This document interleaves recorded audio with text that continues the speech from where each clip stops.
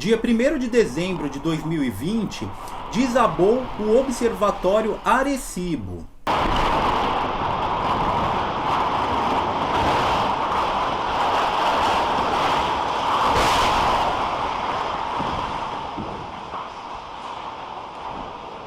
Que já contribuiu para muitas descobertas no campo da astronomia, coisas que eu vou explicar aqui ao longo do vídeo, mas ficou mais famoso por a sua participação, digamos assim, na cultura pop. Principalmente quando usaram as suas ondas de rádio para ilustrar a capa do disco do Joy Division, que é um dos discos mais importantes do rock, do pós-punk. E é uma das capas mais populares, uma das capas mais bonitas de todos os tempos.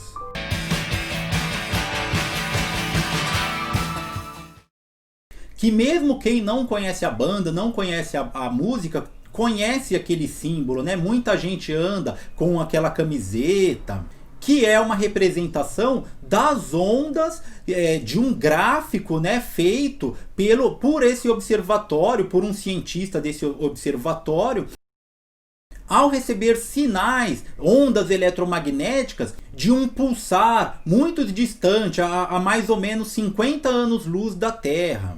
E além dessa capa muito famosa, muito bonita, esse símbolo, ainda esse observatório já apareceu em alguns filmes.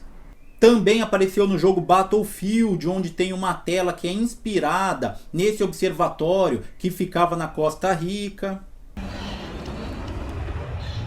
Mas para além da cultura pop, eu vou explicar aqui um pouco da ciência envolvida no próprio observatório, né, as suas descobertas e naquele símbolo do disco.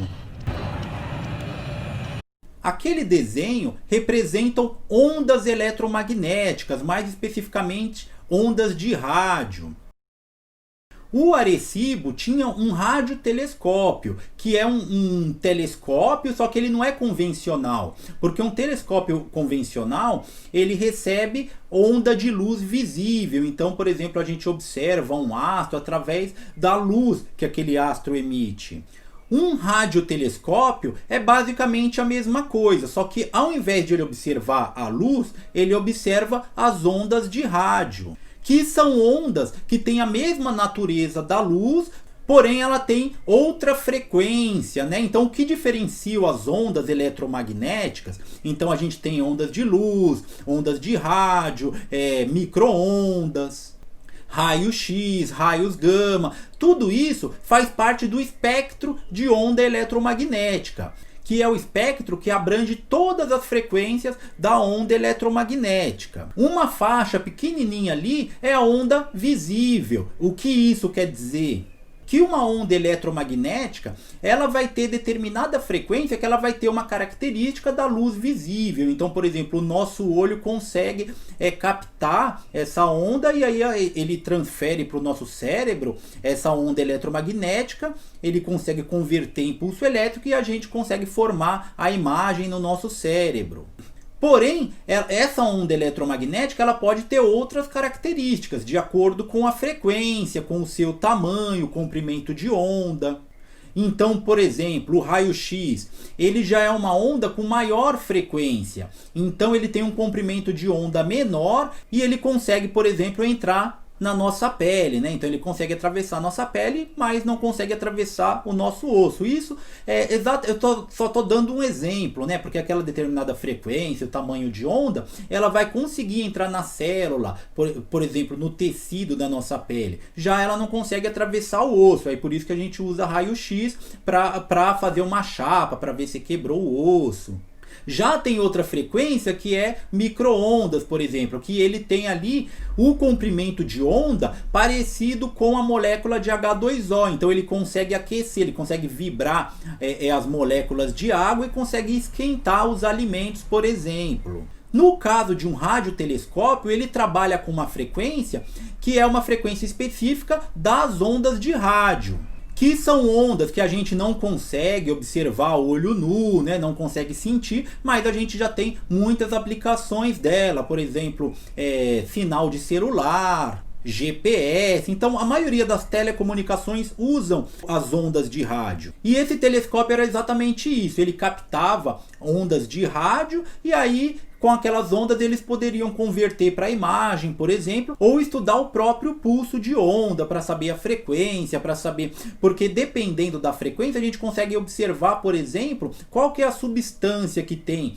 numa estrela ou num planeta, que determinada substância emite determinado sinal de onda. E a primeira observação que fizeram importante lá foi de um pulsar, que é uma radiação emitida por uma estrela de nêutrons em movimento. Então aquele radiotelescópio, ele começou a captar um sinal de rádio emitido com um período muito específico. Então ele mandava com um período muito específico. E na época não se conheciam os pulsares ainda. Então eles acharam assim, nossa, como que algo está mandando uma coisa assim muito específica, com um período tão correto. E na época eles acharam até que seria vida inteligente que estava mandando esse pulso de uma maneira cadenciada para conseguir se comunicar com a gente. Na época até eles chamaram de sinais dos homenzinhos verdes. Mas depois eles foram descobrir que é exatamente esse pulsar que tinha essa periodicidade. Como que se dá isso? Uma estrela de nêutron é uma estrela como o nosso Sol, só que ela é muito maior do que o Sol. E ela já entrou em colapso, né? Porque, por exemplo, o nosso Sol, ele tem muito combustível para queimar. O que é o combustível do Sol?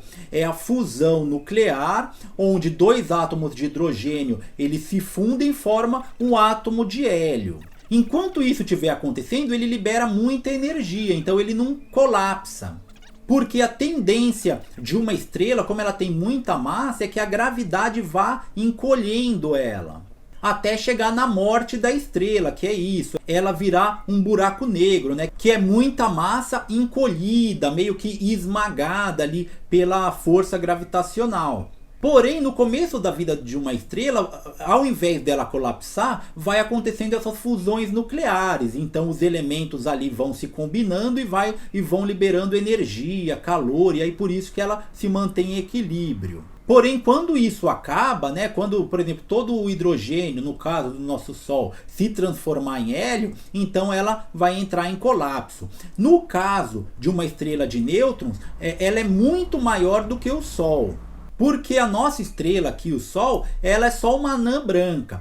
Então ela tem determinada massa, determinado tamanho. Se passar disso, ela pode virar uma estrela de nêutrons. Que é um negócio meio bizarro, porque a gravidade ali é tão forte, e ela começa a se concentrar num espaço tão pequeno, então ela fica tão densa, que começa a acontecer algumas modificações na estrutura da matéria.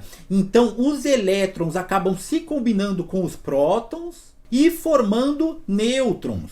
Então essa estrela é basicamente constituída de nêutrons. E ela tem uma gravidade estupidamente forte e um campo magnético também. Tudo indica que ela virou uma estrela de nêutron depois de ter acontecido uma supernova, que é uma explosão solar. Então ejetou muita massa, né, muita energia, e aí aquela energia que ficou no núcleo, ela tem muita gravidade e vai entrar em colapso. E aí se ela for muito grande, uma hora ela acaba virando um buraco negro.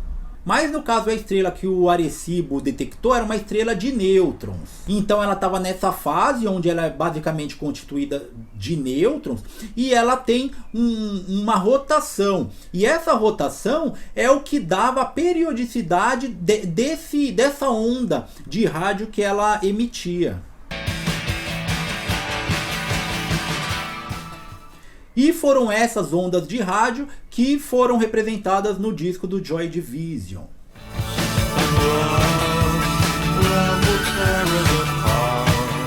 Além disso, o observatório também emitia ondas de rádio para tentar se comunicar com vida inteligente fora da Terra. E uma das coisas mais importantes também é que eles conseguiam captar quando um planeta passava na frente da estrela. Exatamente por isso, porque a estrela manda ondas, né, ondas de rádio, E quando um planeta orbita essa estrela, quando ele passar entre a Terra, no caso, e essa estrela, ele vai fazer uma interferência nessa onda. Então esse é um dos métodos mais usados para captar exoplanetas, que é um dos estudos mais importantes hoje, né? Acharmos exoplanetas, planetas que tenham condições de vida em outras galáxias, em outras estrelas. Mas agora não vai ser mais possível estudar isso através do Arecibo, né? Então, com quase 60 anos de idade, ele desabou devido a furacões que tinham naquela região. Então, não existe mais esse telescópio, mas existem outros observatórios que estudam isso, né? Inclusive aqui no Brasil, a gente tem no Mackenzie um centro de radioastronomia. E quem sabe se nos últimos anos a gente não consiga realmente se comunicar com os homenzinhos verdes através das ondas de rádio.